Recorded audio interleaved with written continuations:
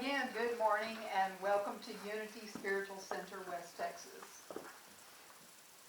If you haven't tuned in with us before, I'm Reverend Janie Kelley, and again, welcome.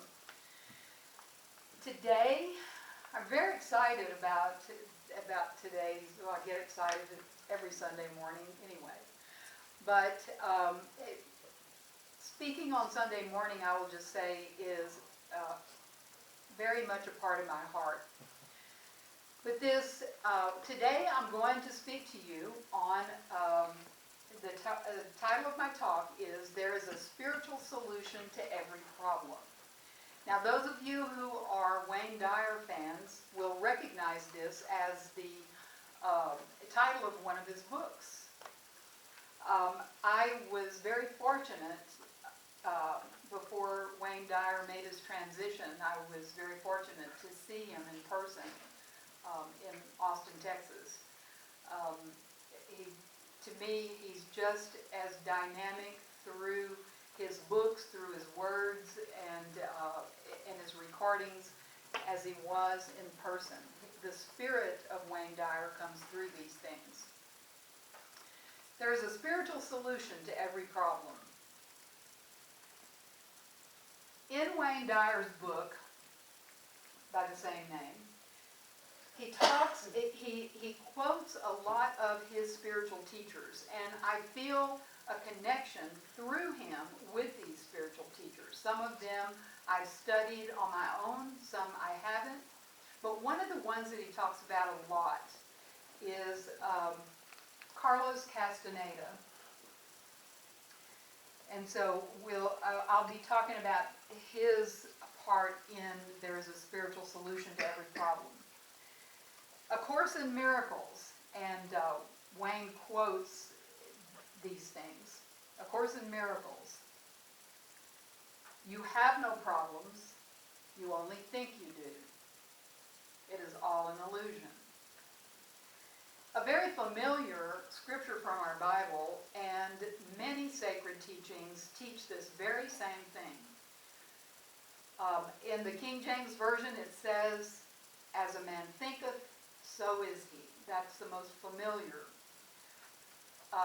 There are various translations of that. As you think, so shall you be. Amazingly, many of our deepest spiritual teachings are very simple.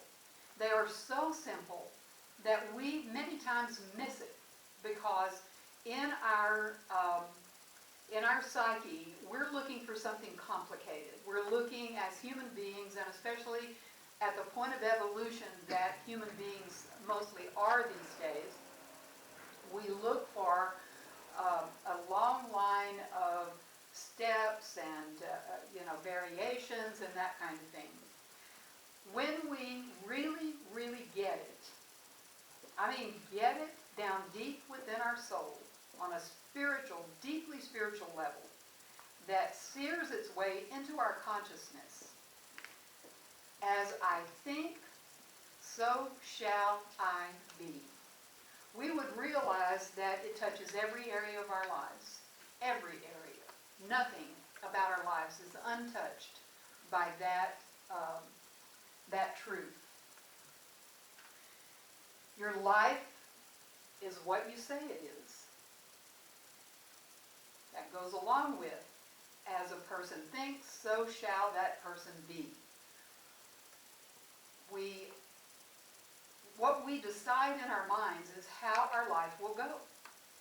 If we, just to get into some of the spiritual and scientific part of it, is that we radiate a vibration.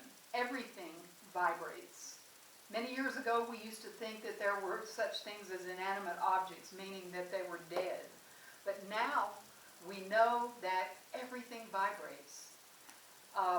Something such as a rock will vibrate at a very low level of vibration. A beautiful, perfect rose will vibrate at a very high level. As a matter of fact, it is said that When using essential oils, rose oil has the highest vibration of any of the oils. So some of this is scientific, some of it has been around. Mystics have been talking about it for centuries. But now, thanks to quantum physics, it is being proven. Your life is what you say it is. Whatever we think, whatever we have chosen to believe, and I'm using that word chosen on purpose. Sometimes we think that beliefs, there is a right and wrong belief system, when in reality there is only what we choose as our belief system, no matter who taught it to us. Carlos Castaneda, if you don't know who he was a writer, philosopher, and a shaman of the Toltec tradition. And he wrote The Teachings of Don Juan, which you may be familiar with that, or at least parts of that. The Man of La Mancha, if you're familiar with that. Carlos Castaneda. Life gives exams. Spirit advances are often preceded by falls. Spirit advances are often preceded by falls. Ask yourself, what is my relationship with the infinite? What is my relationship with Spirit? What he's talking about here is, and bear in mind, we're talking about spiritual solution to problems. Excuse me. What he's talking about here is that many times we fall before we get deep spiritual insights. We have maybe a failure of some kind, or a glitch, or these things happen many times right before we get deeply spiritual messages. And he says, ask yourself, what is my relationship with the infinite? What is my relationship with Spirit? Many times these falls come in our lives because when we are down is when we listen the closest. When we are really down, sometimes people call it the bottom, we really listen and we really open our spiritual ears to hear what can I do? What happens next? Whenever we're mired in a problem, we perceive ourselves as separate from God. We see, and many of us have been taught, and this is something that many of us have released and we've unlearned it, that we've been taught that God is out there somewhere in the heavens, in the sky, by and by, and all of that, when in reality God is everywhere. As the kids say, there is no spot where God is not. I like that. I think it's cute, easy to understand, and it's catchy. But when we have made some mistakes, or it looks as though life is closed in on us, that's when we're really open to hear. We're really open to think, what is my next move? What am I supposed to do? And many times when we bring our relationship with God into alignment, other things in our life fall into alignment as well. When we are think of Spirit, think of God, the infinite. The part in our Bible, and it's in many other teachings, the still small voice. So when you're hearing still small voice, what do you generally do? You get up really close to it if it's something that you really want to hear. That is a metaphor for getting close to God, close to Spirit, close to the infinite. Get really close, really open, really listen. Well, the title of the book, there's a spiritual solution to every problem. So I compiled 5 of the components of this spiritual solution. And so there are many in the book. The book is excellent. One is silence. Just being in silence. Now I know that, especially in Unity, we talk a lot about meditation, and meditation is good. And sometimes we think about meditation as sitting in the lotus position, chanting Om. It doesn't have to be that way. Find a place, a quiet place, and just sit. Just sit. Albert Einstein said, "A problem cannot be solved at the same level of consciousness in which it was created." Most of our problems, if not all of our problems, are created in chaos, in misunderstanding, in getting off the path, veering off some kind of way. A problem cannot be solved at the same level of consciousness that created that problem to begin with. So what we need to do is get still, get quiet, whatever that means to you, and be open and receptive to whatever the solution might be. Open and receptive. Do something to shift your level of consciousness. Problems, he goes really in depth about problems, what we call problems, vibrate at a very low energy, a very low level. Solutions and the divine, which the solutions are there with the divine, vibrate at a very high level. So we have to get out of this space, and much of the time it's worry. We have a problem, so we think about the problem over and over and over, and what we think about, we bring about. When we think about the problem over and over and over, guess what happens? The universe says, okay, you're focusing on this, you're paying attention to this, you must want more of it, so here you go.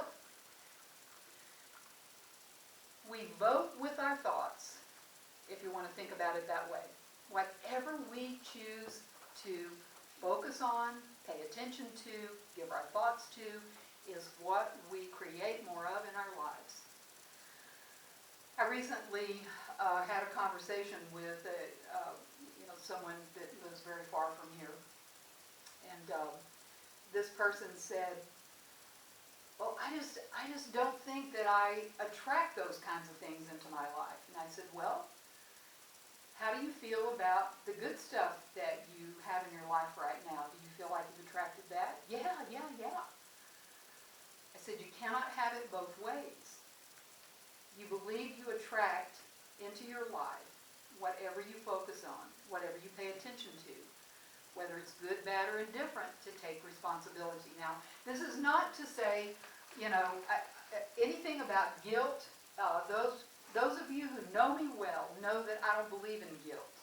I do not believe in heaping shame on people and guilt. Not to say that I do it perfectly. It's not in my belief system, guilt.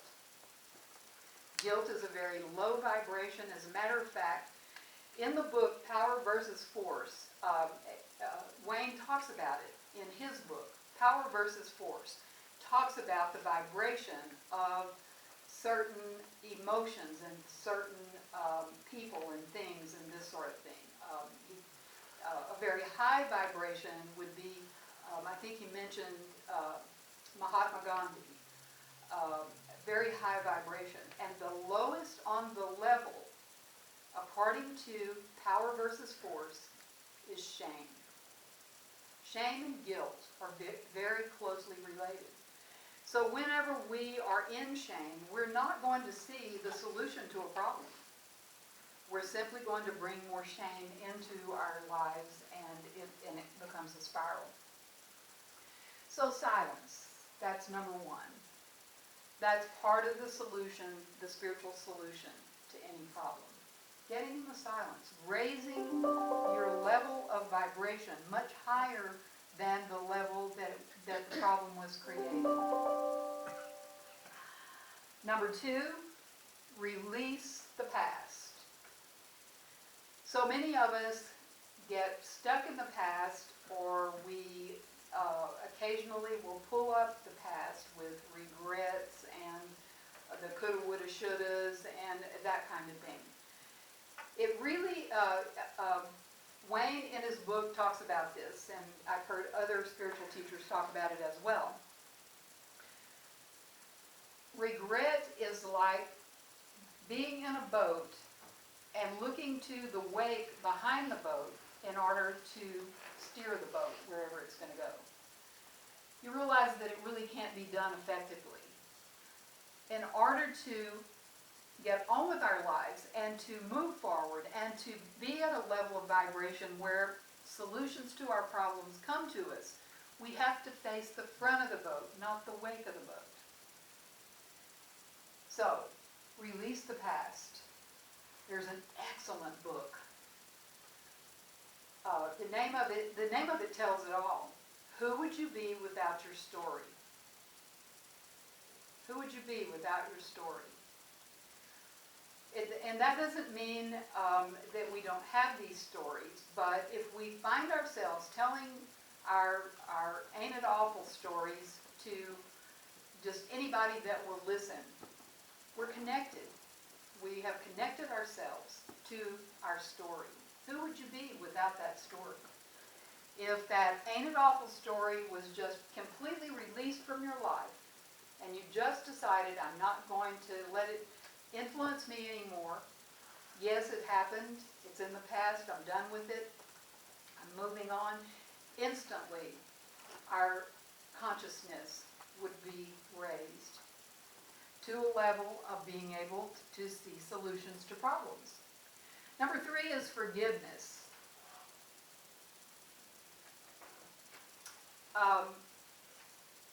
There's a chapter in my book about forgiveness, and I make this statement, and there again I'm going to say I'm not 100% with it. In order to live the life and be the person that God intends for us to be, we must forgive everyone of everything, all of the time, especially ourselves, no exceptions.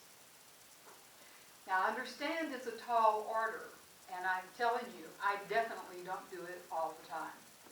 I've done a lot of work around that, but I've done enough work, and I've done enough work to know that it is very freeing, and it raises a person's vibration to a level that we see solutions to whatever is going on.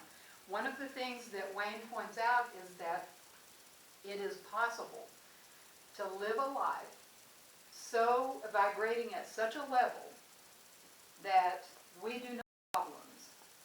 We see the same thing that would come up in our lives. If we see it at a lower level, we see it as a problem. When we vibrate at the level of forgiveness, connection with God, kindness, compassion, and all these things, we vibrate at a level that, yes, we see that same situation, but we don't view it as a problem.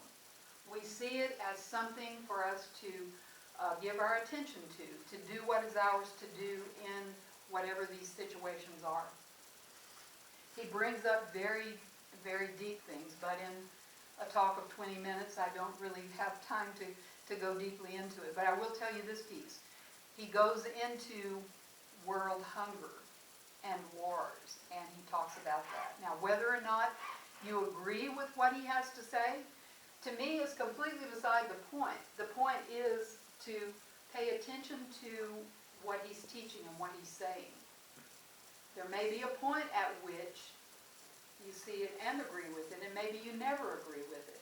But we stretch our minds by hearing other points of view and things that are loftier than what we normally deal with.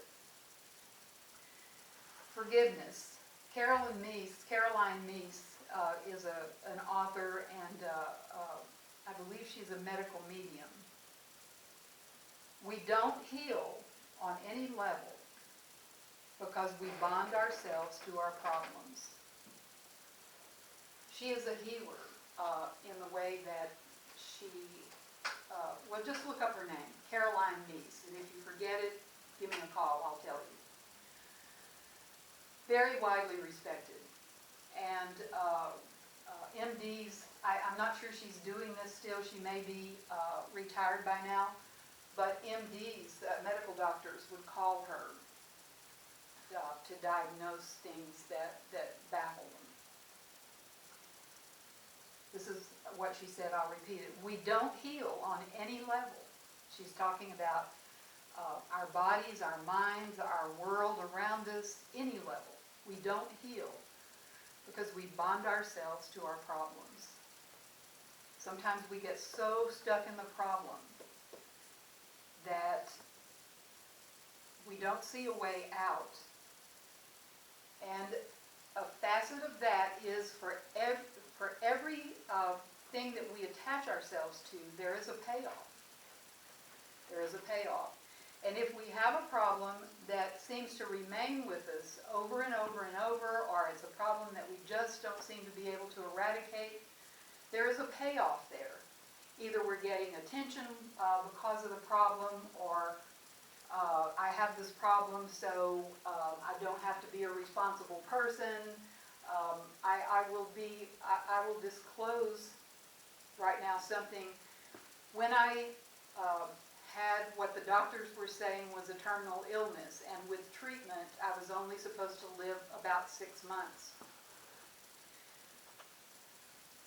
Examining, I had lots of time. It took me a year to get back to anything that looked like normal. And so I had a lot of time in the silence and a lot of time alone. And I thought about that concept. Everything has a payoff. Everything. Whether we can see it or not, everything has a payoff. And I thought, what in the world payoff am I getting from this? Most of that period of time I was in so much pain I couldn't even work. I fortunately had set up my businesses where they could kind of run without me, and I only had to have some input. But then it occurred to me,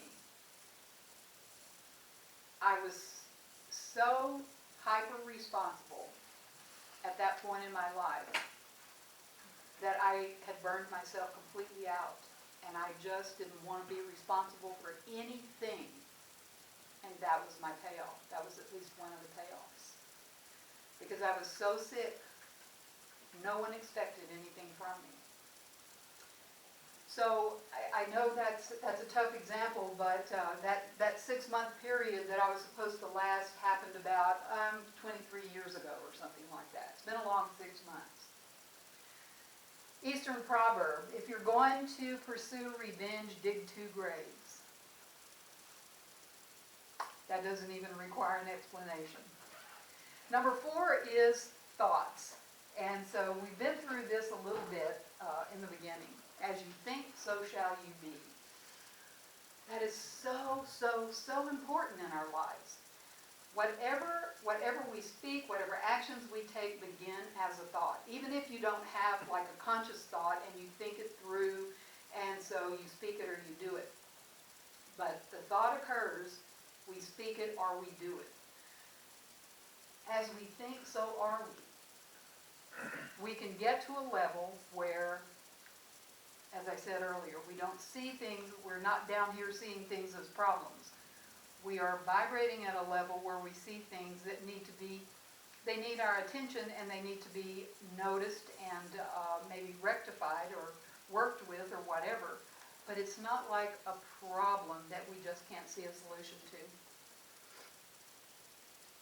Emerson said, stand guard at the portal of your mind. Emerson is one of my favorite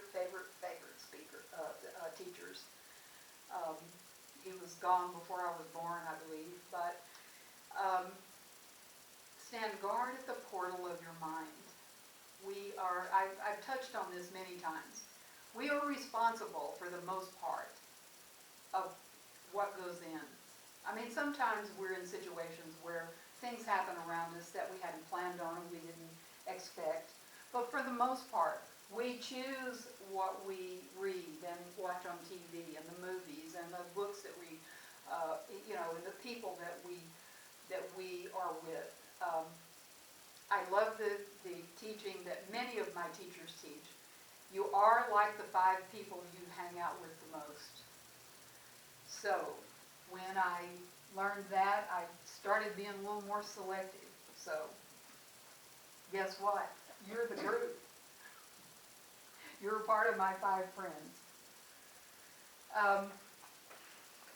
Okay, and the last one, number 5. There are so many points in the book, but I pulled out what I felt like would have the most impact. Number 5 is your relationship with God. I mean, sometimes that can be so nebulous that it's a difficult thing to talk about. There's no way to describe God, because anytime we put words and definitions and try to define God, we're falling short, because God is above that, or the infinite, the spirit, whatever word you want to put to that. But think about if you met somebody new, and that person seemed to be really interesting to you. You just thought that was, you could really get to know that person, and that person and you could be friends. So what do?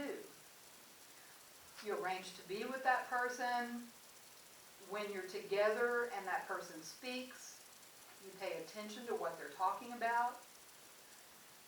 You certainly don't ignore their texts and their phone calls, because you're just very interested in them, and you're doing your best to build a relationship with that person. It is the same with spirit. Paying attention.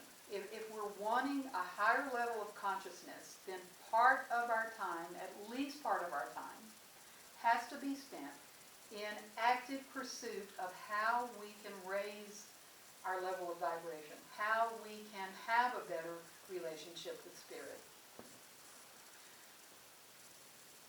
We certainly wouldn't treat that person just completely if we wanted something. And think about that in relation to God. The point is absolutely no guilt, but the point is to make a comparison, so that whenever we think about our relationship with God, think about how we are going about making God a central focus of our life. Think about it. And so, I just have to say, that is, to me, There's a Spiritual Solution to Every Problem is one of Wayne Dyer's very best works. And to go through it and try to pull out pieces to last for a 20 to 25 minute talk was quite a challenge. But I'm going to end with this.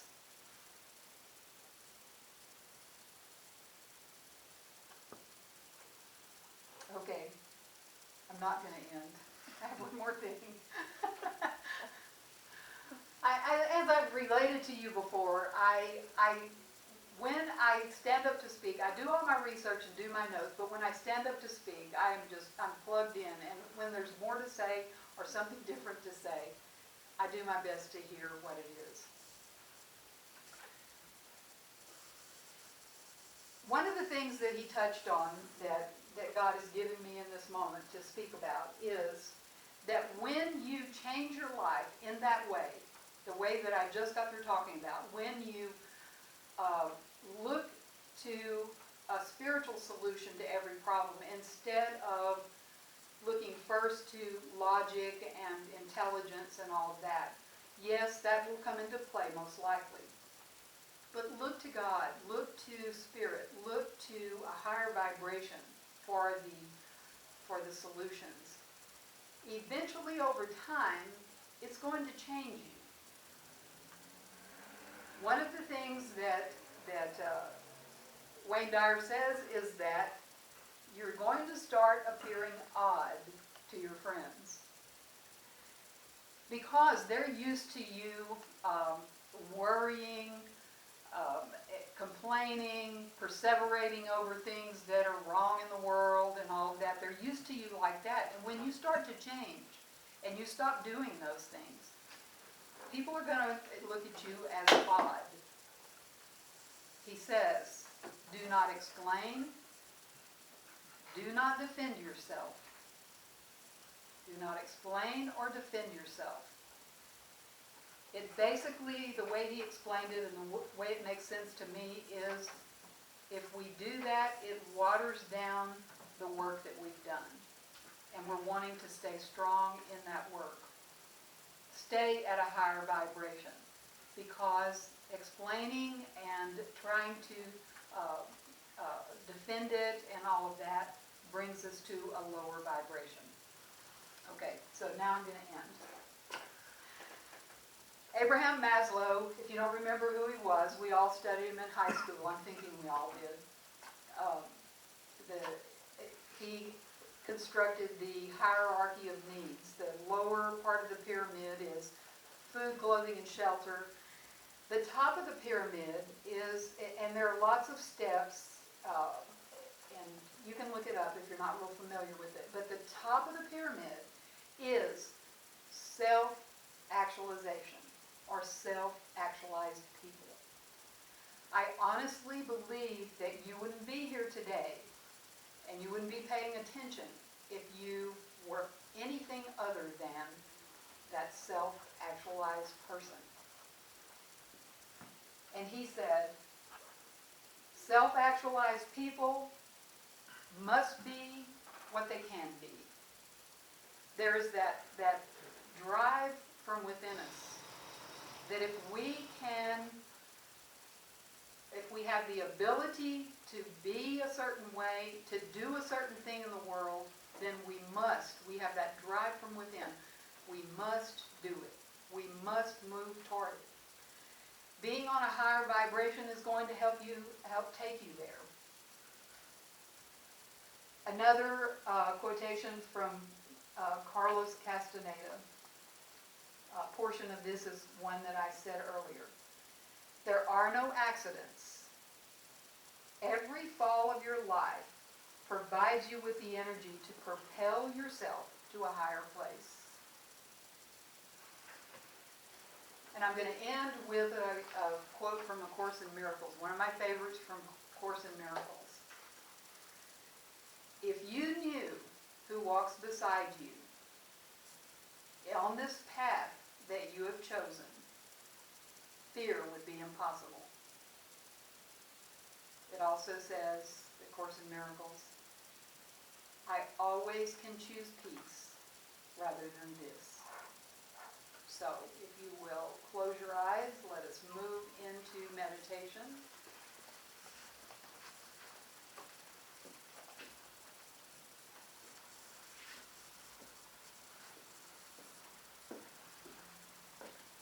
And I just invite you to release the words you've just heard. As best you can, just release them. Let them go. They will come to your memory when you need them. Or you can re-watch this on our Facebook page. But right now, just let all of that go. Let everything go.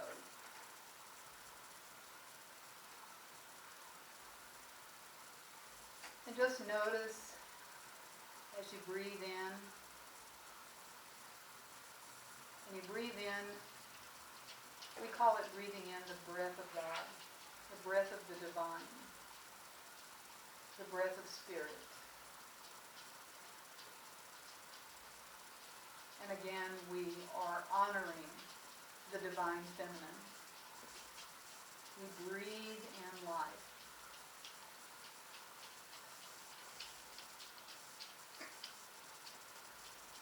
And in this state of centering ourselves and opening, we consciously open our hearts and our minds and every part of ourselves. We open our consciousness. We open our bodies, our cells, our organs, every molecule we open.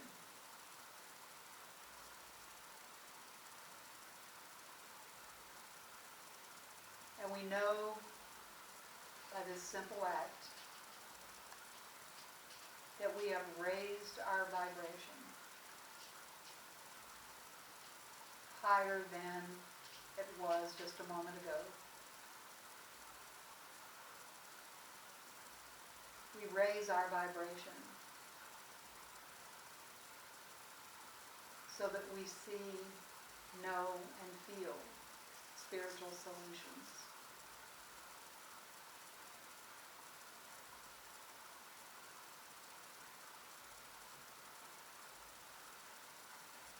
And so with this openness of mind, heart, body, organs, molecules, consciousness, just open, open, open, open, open. We move into a time of silence. We're not taking in questions or thoughts. Thoughts may occur, but we have no intention other than just to be in the quiet with Spirit, allowing Spirit to speak.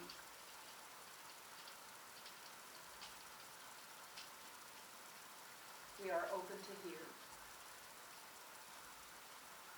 in the silence.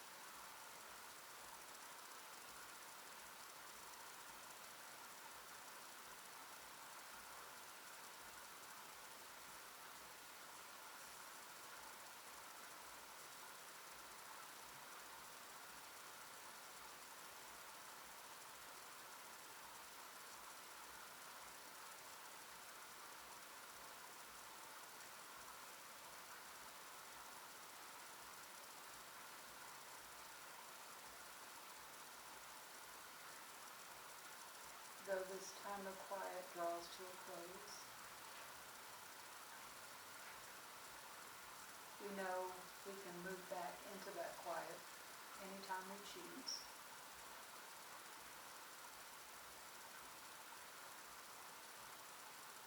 In that quiet, where higher consciousness abides, also abides solutions to everything that we label as problems.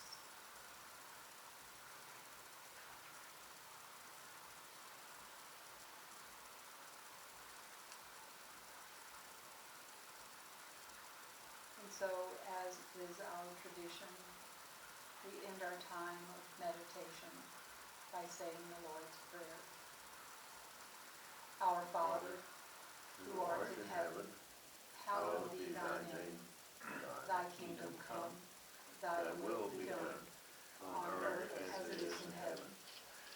us this day our daily bread, and forgive us our trespasses, as we forgive those who trespass against us. Lead us not into temptation, but deliver us from evil. For thine is the kingdom, and the power, and the glory forever. Amen. Namaste. We'd like to thank you all for joining us today. You're welcome to join us in person at any time. There's no mask mandates or anything like that's going on in Odessa right now. So if you feel inspired to, you may donate. There's at the top of the Facebook page, there is a Learn More button, and that will take you to our pay page. And may the light of God continue to shine through you.